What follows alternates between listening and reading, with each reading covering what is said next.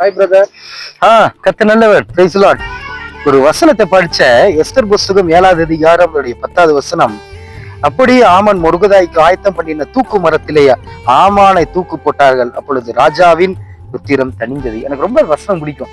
நல்லது பண்ணுவோம், ஆனா கெடுக்கிறதுக்குன்னு ஒரு கேங்க் வந்து நிற்பான்.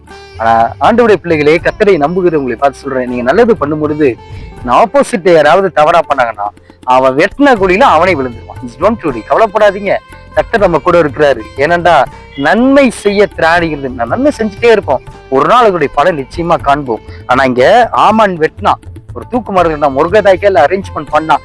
ஆனா நடந்த சம்பவம் என்னன்னா, ஆமானே அதுல தூக்குல போட்டாங்க, ராஜா அதுல போட்டிருக்கிறது. அப்பொழுது ராஜாவின் உத்திரம் தணிந்துதான்.